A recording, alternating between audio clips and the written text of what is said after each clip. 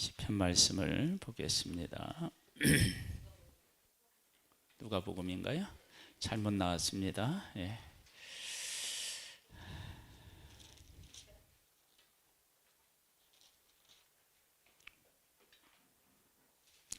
(33편을) 보겠습니다.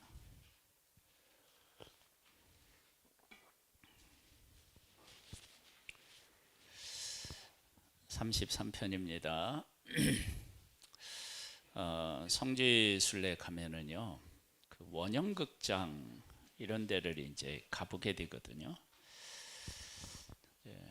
원형극장 이런 데 가면은요, 이렇게 이제 그때는 마이크가 없었잖아요. 근데 이제 이렇게 만들어 놔서 육성으로 얘기해도 잘 들린다는 거예요. 근데 이제 가보면은 이제 이렇게 단에 서 있는데 이렇게 해서 얘기도 한번 해보고 그러거든요. 그게 이제 간 곳이 어딘지 정확하게 기억이 안 나는데, 이제 거기도 이제 이렇게 이제 그 원형기 극장 이렇게 비슷하게 이렇게 돼 있는데, 이제 그런데 이제 가보면은 막 이렇게 그 경기장 같은 데가 이렇게 막 경치하고 딱 이렇게 어우러질 때, 그 우리나라에서 보지 못한 어떤 그 자연의 이런 모습들을 이렇게 보고 이렇게 되면, 이렇게 딱 거기 도착하는 순간 갔던 대부분의 사람들이 같은 찬양을 하는 경우가 있어요. 그게 뭘까요? 주 하나님 그 찬양을 해요. 이렇게 주 하나님 지으신 모든 세계 이렇게 이제 하면, 이 찬양을 이제 많이 사람들이 아니까 이게 또 화음을 넣는 경우도 있어요. 이렇게 그러면 거기서 이렇게 울리는 소리가 너무 좋아요. 조금 못해도 그 소리가 아름다워요. 이제 우리가 이제 가서 그 찬양을 쫙 하니까, 이렇게 이제 거기 관광 온 막 외국인들도 막 다 이렇게 걸음을 멈추고 와 이러고 보는데, 이게 화음 넣는 게 이게 뭐라가요? 많으면 이게 좋은데 그거 하나야. 근데 그거 하나를 계속 부를 수가 없으니까 다른 곡으로 이제 넘어가잖아요. 그러면 이제 엉망이 되는 거예요. 그러면 이렇게 지켜보고 있다가 실망하듯이 다 가버려. 왜 이 얘기를 했느냐? 그러면 다윗이라고 하는 사람이 하나님을 찬양을 하는데, 보통 이제 우리가 찬양을 할 때 어떻게 찬양하면 내 안에 일어나는 일들을 찬양하잖아요. 그리고 성경에 나와 있는 일은, 그런 일들은 보통 우리가 이제 그 성경을 읽고 묵상할 때나 설교 들을 때나 이럴 때나 이렇게 끄집어내지. 그 다음에 이제 성경에 일어나는 기적들은 어디가 아프거나 문제가 있을 때 이제 그걸 끄집어내 가지고 그걸 막 놓고 하나님 앞에 기도하는 거예요.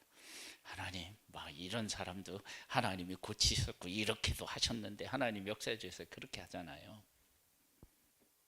우리가 성경에 나와 있는 다양한 그런 기적들을 놓고 그 하나님을 찬양해봤나?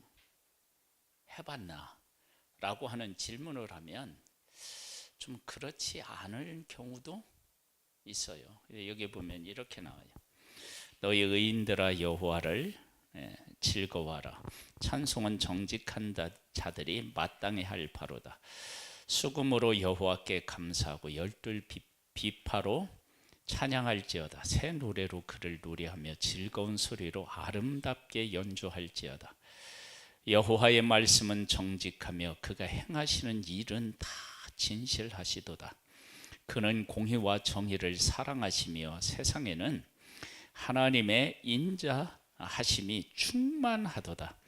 여호와의 말씀으로 하늘이 지음이 되었으며 그 만상을 그 입 기훈으로 이루었도다. 이렇게 찬양하면서 그 다음에 나오는 게 뭐냐면, 그가 바닷물을 모아 무더기같이 쌓으시며 깊은 물을 곳간에 두시도다. 온 땅은 여호와를 두려워하며 세상의 모든 거민들은 그를 경외할지어다. 하면서 바닷물을 모아서 무더기같이 쌓으셨대요. 다윗 생애에 이런 일이 있었을까요? 아니겠죠. 다윗이 살던 그 시대에는 이런 일이 없는데 이건 이제 하나님의 백성을 애굽에서 이끌어낼 때 홍해가 갈라지고 요단강에 어떻게 물이 한쪽에 쌓이고 이런 일이 있었다고요. 우리가 살면서 하나님을 찬양하는데 어떻게 하나님을 찬양하냐? 그러면 성경에 나와서 성경에서 하나님이 온 인류를 구원하는 이 구원의 과정들을 이렇게 묵상해 보는 거예요. 그리고 거기서 뭐를 하느냐? 찬양이 나오는 거예요. 다윗의 찬양이 그러한 찬양들이 참 많아요. 우리들은 보통 이제 찬양을 한다 그러면 어떻게 찬양하냐면 누가 만들어 놓은 찬양을 따라 부르거나 그러잖아요. 그게 아니고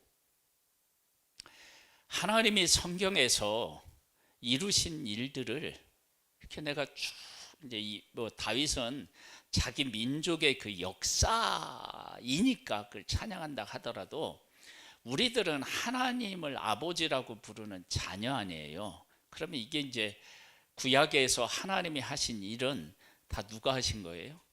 아버지가 하신 일 아니에요. 그러면 그러한 일들을 쭉 묵상하면서 역사 가운데 일하시는 하나님을 우리가 찬양하는 것. 여러분 이건 어마어마한 능력을 우리에게 가져다 줘요.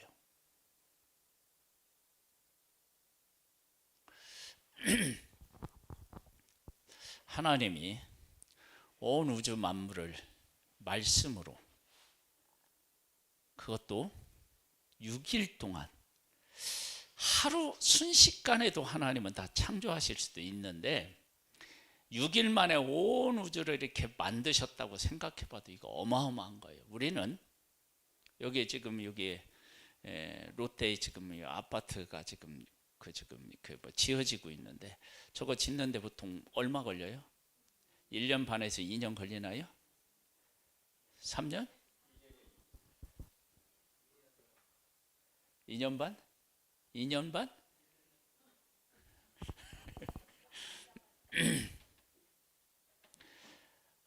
그런 아파트 어떻게 생각하고 우주에 비하면 그건 어떻게 해요? 코딱지만도 못하는 거예요. 그 공사 자체가. 우리는 뭐 대단히 아파트 뭐 이러지만 우리나라로 보면 이거 얼마나 작아요.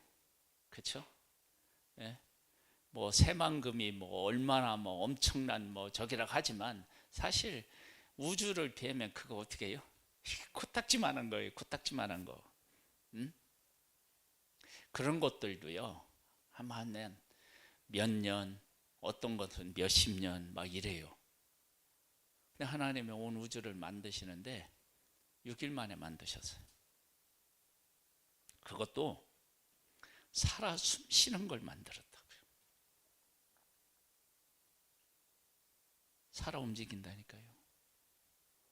그러니 이게 얼마나 대단해요. 그 하나님이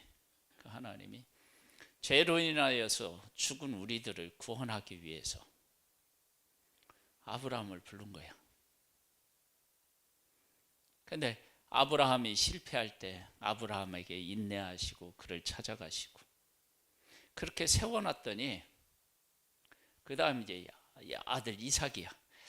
이삭이 아버지의 신앙을 물려받는 게 아니에요. 물려받는 것도 있지만 또 다시 시작해야 되는 거야. 사실은 이삭에게. 그래서 아버지가 아내를 여동생이라고 섬겼듯이 이삭도 어떻게 해요? 속여. 또 다시 시작하는 것처럼 이삭을 또 이렇게 세우시고 이삭이 또 누구? 에서와 야곱을 낳았는데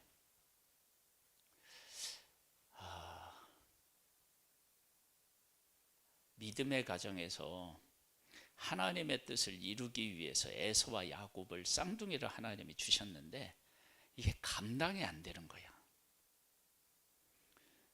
감당을 못 해요.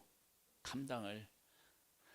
이삭과 리브가와 에서와 야곱, 이 믿음의 가정이 하나님이 주신 숙제를 못 푸는 거예요. 그래서 어떻게 되느냐, 이 문제를 놓고 가족끼리 어떻게 해요? 막 치고받고 막 싸우고 편이 갈라지고 막 이래요. 이게 하나님이 택한 가정에, 우리로 말하면 뭐냐면 아브라함, 이삭, 에서와 야곱, 그러면 어떻게 되냐면 이게 믿음의 가정으로 말하면 2대, 3대 뭐 이래 되잖아요. 우리로 얘기하면. 그렇게 신앙의 뿌리가 있는데도 그걸 가족적으로 해결하지 못하는 거예요. 그래서 싸워. 하나를 막 죽이겠다고 하고 하나는 도망가고 막 이러고 있어. 그런데 하나님께서 그 한 사람 한 사람의 생애에 개입하셔서 하나님을 만나게 하시고, 또 야곱 같은 경우 위삼촌 라반의 집에 가서 속고 또 속는데 하나님이 개입하셔서, 라반이 너 속이니? 내가 네 품삯을 계산해 줄게 하고 이제 야곱에게 꿈에 나타나셔서 점 있는 것, 아롱진 것 이런 것들을 보여주셔서 그걸 품삯으로 야곱이 정하게 하셔요. 하나님이 그에게 막 복을 주셔. 여러분, 나뭇가지 한다고 해서 그렇게 될 것 같으면 세상에 품종 개량이 얼마나 쉬워지겠어요. 그렇게 해서 안 되는 거예요. 하나님이 그렇게 하라고 하시니까 그 되죠. 에?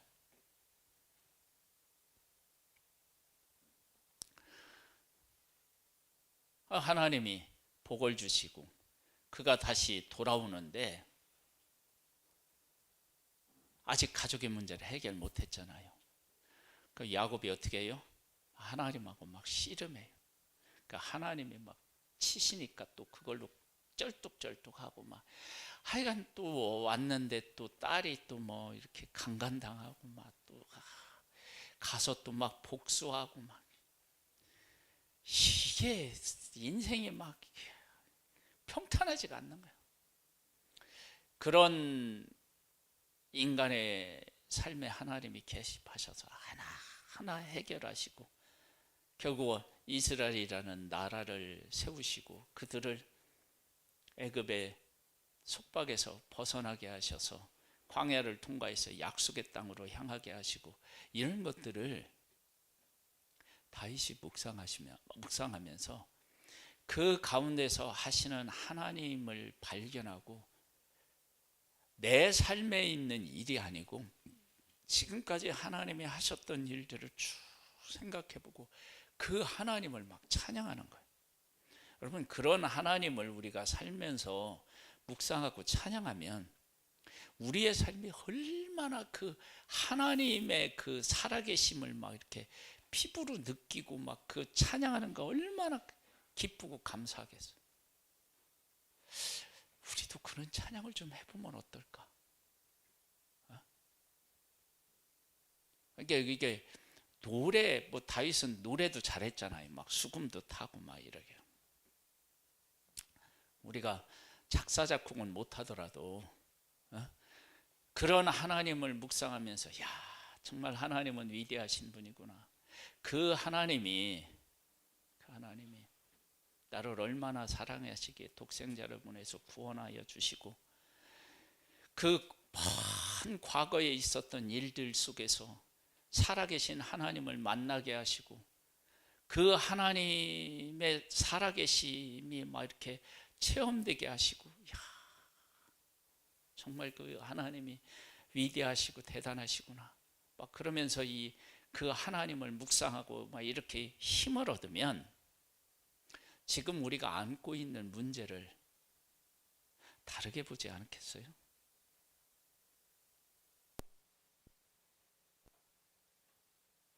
왜냐하면 이 하나님은 어제나 오늘이라 영원토록 어떻게 해요?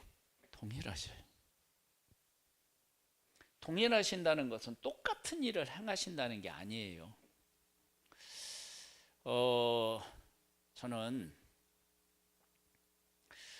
솔로몬에게 하나님이 지혜를 주셨는데, 지혜를 주시고 하나님이 뭐라고도 말씀하시냐면 전에도 없었고 후에도 없었대.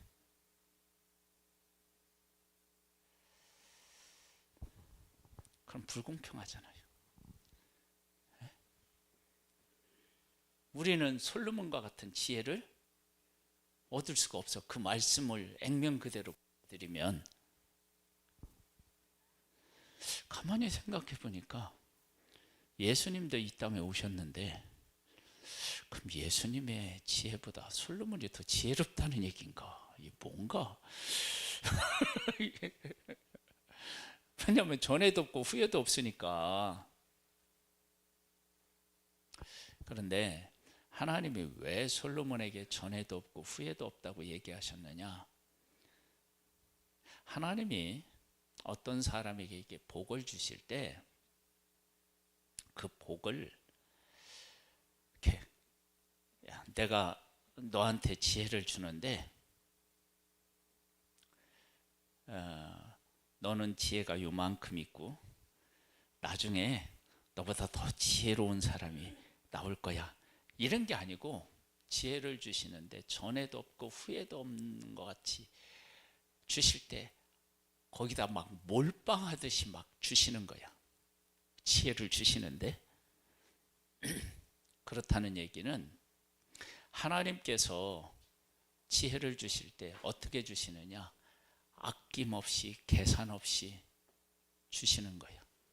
그걸 뭐라고 얘기하냐면 사랑 가운데서 주시는 거라고요. 그러니까 솔로몬에게 지혜를 주실 때 전에도 없고 후에도 없다는 것은 계산도 하지 않고 어떻게 해요? 계산하지 않고 아낌없이 부어주신다는 거예요.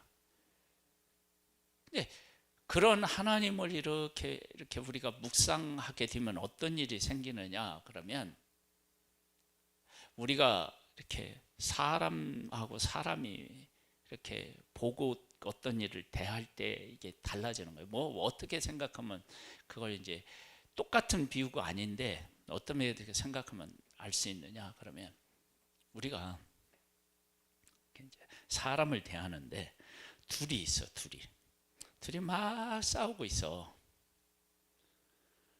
근데 어떤 사람이 한 사람이 와. 그러면 똑같이 싸울 수 있나요? 대부분 그렇게 못해요. 옆에 있는 사람이 오니까 말도 이쁘게 하려고 하고, 웬만하면 싸웠는데 안 싸운 것처럼 하기도 하고, 이렇게 이제 바뀌잖아요. 그러면 누군가가 와서도 그렇게 우리가 그 상황에 대한 새로운 인식이 이렇게 생기는데, 내 삶 속에 이 성경에 나와 있는 이 하나님이 내 삶을 함께 하시고 나를 돌보시고 이끄신다라고 생각하면, 그러면 지금 안고 있는 문제가 어떻게 되느냐? 달라져.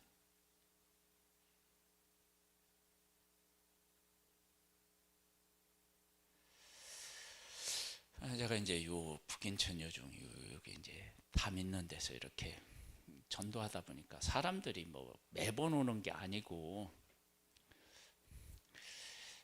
안 찍어야지, 그걸 찍고 놓으면 어떻게?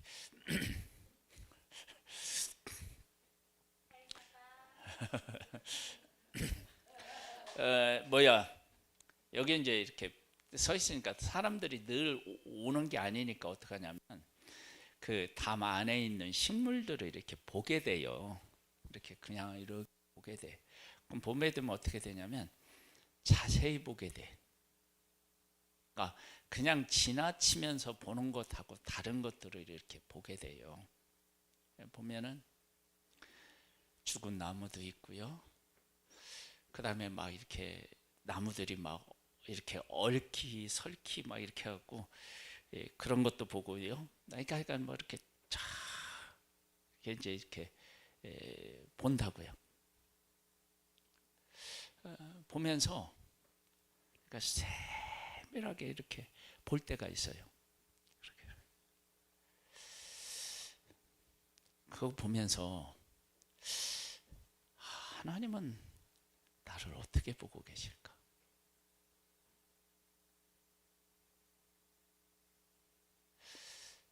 하나님은 나를 잘 아신대요. 그 잘 아시는 하나님이 어떤 하나님이시냐? 역사에서 이런 위대한 일을 하신 하나님이셔요. 그 하나님이 지금도 나와 함께 하시고 내 길을 예비하시고 이끌고 계시다 라고 생각하면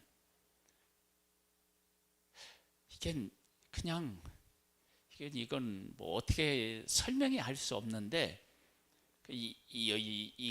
여기 가슴이 어떻게 되냐면 막 이렇게 막 부유해지고요.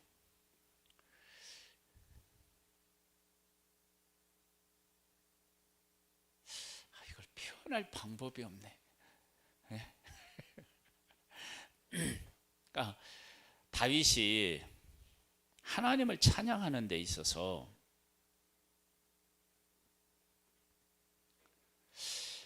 그 역사 가운데 일하시는 하나님을 쭉 묵상하면서 그 하나님을 만나고 그 하나님을 찬양하는 거예요.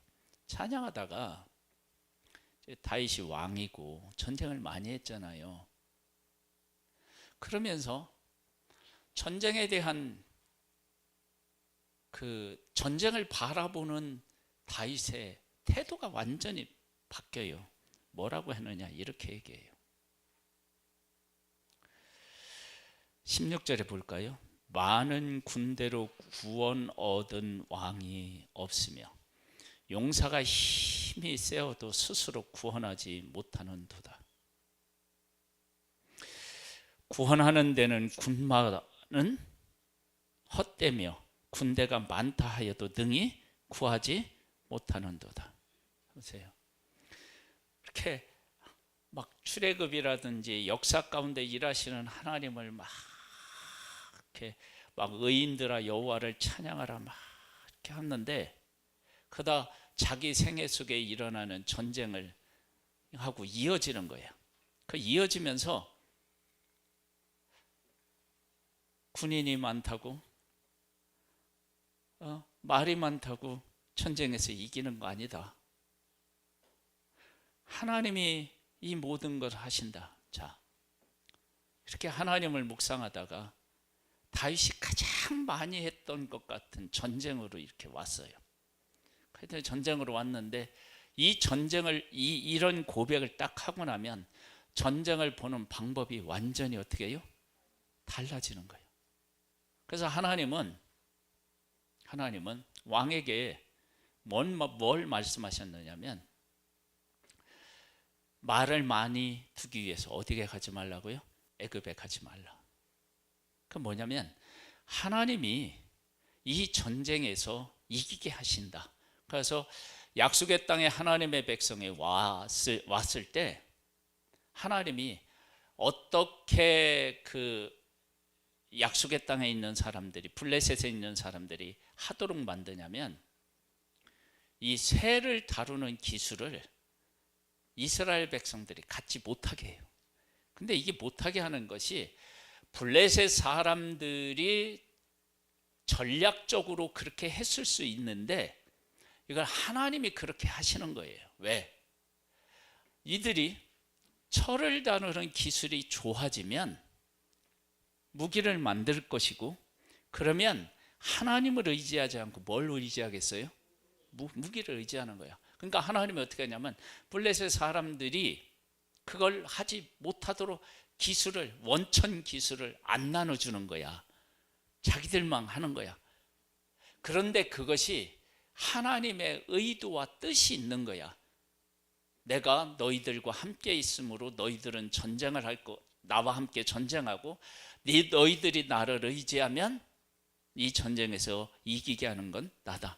그런 하나님의 의도를 깨달아 알고 그 하나님을 찬양하는 거예요. 이런 모습을 보면서 우리들이 가장 많이 하는 일이 뭐냐는 거야. 각자마다 다 다를 수 있잖아요.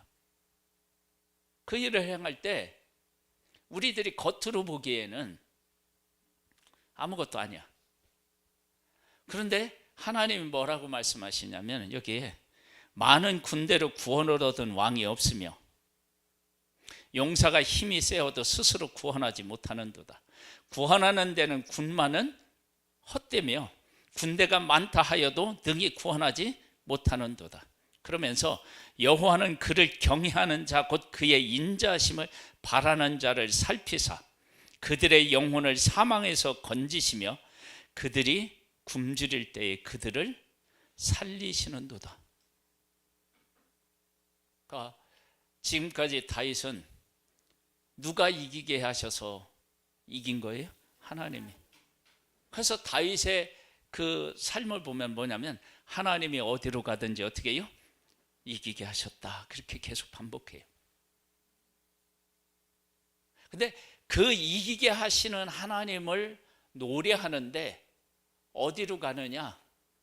저 출애굽으로 가서 그 물을 막 쌓아 놓으시는 그 하나님, 그 하나님이 지금 이 전쟁 속에서도 하나님이 동일하게 일하셔서 이기게 하신다는 거예요. 그러면 그렇게 하시는 하나님에 대해서 얼마나 실감하겠느냐고, 그리고 얼마나 확신을 가지고 그런 고백을 하겠느냐고요. 근데 그런 고백이 우리가 해야 할 고백이라는 거예요. 그러니까 하나님 앞에 기도할 때요, 지금 있는 이 문제만 보면 안 된다는 거예요. 하나님은 어느 날 갑자기 나라고 하는 한 존재를 딱 잘라가지고 뭐 도와주고 그런 게 아니라 이 역사의 큰 흐름 속에서 하나님이 나를 여기까지 있게 하시고 나를 통해서 다음에 놀라운 하나님의 일을 하게 하시고 하는 그런 큰 그림 안에서 나를 지금 이끌고 계시다고요. 그러면 우리가 어떤 일을 볼 때 그런 큰 그림을 품고 내가 어떻게 해야 되는지, 어떻게 하나님을 의지해야 되는지 이렇게 생각하면 우리 인생이 어떻게 해요? 완전 다른 거예요.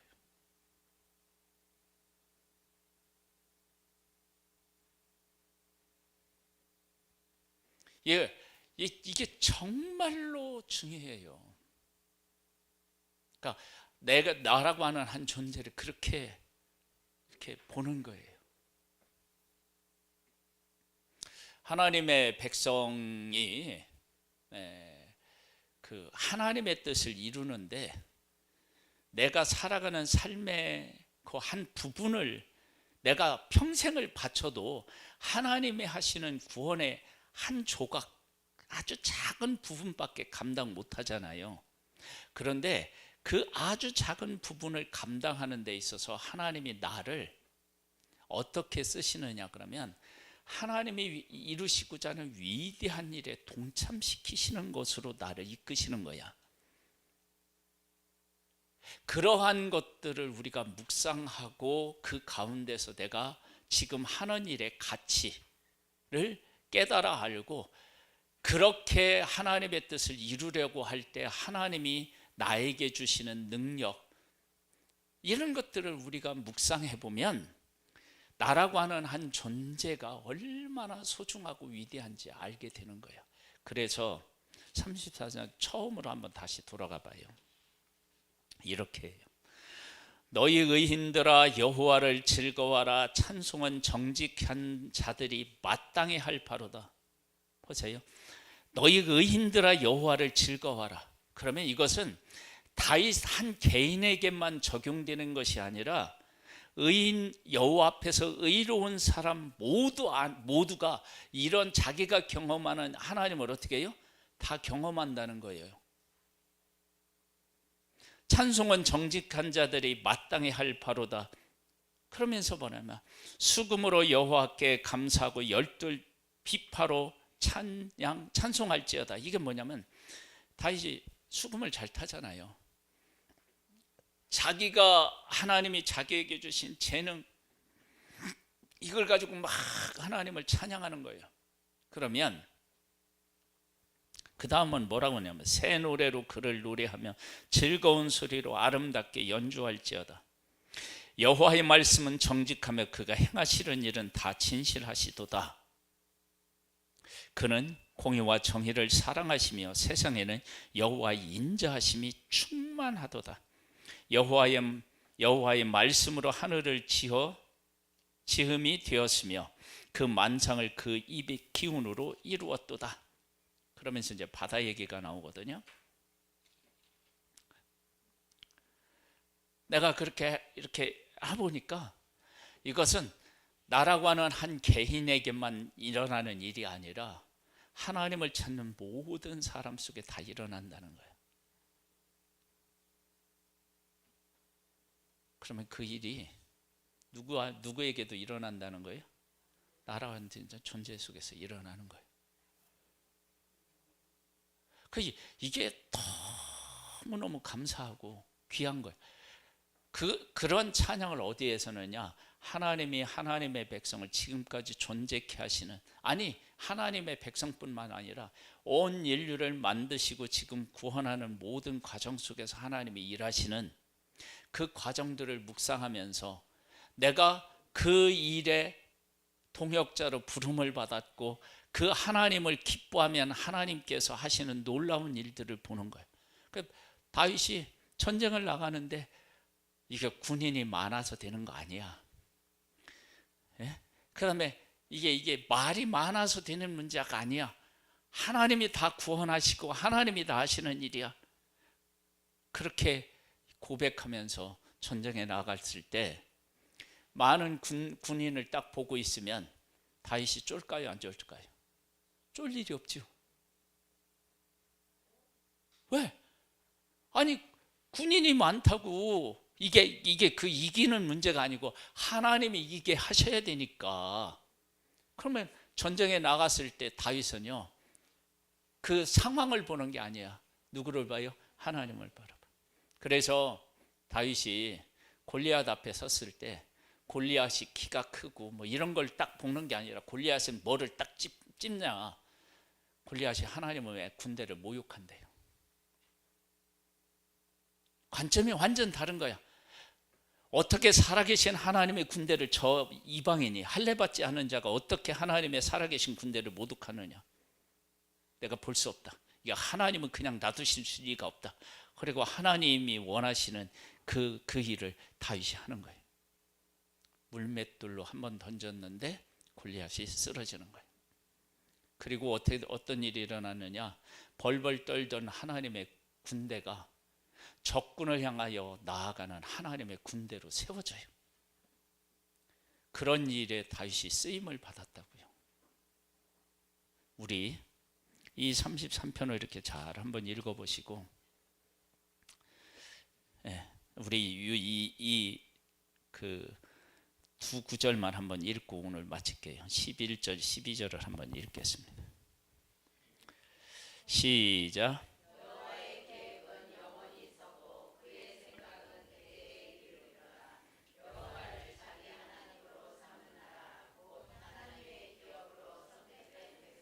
다시 한번 읽겠습니다. 시작.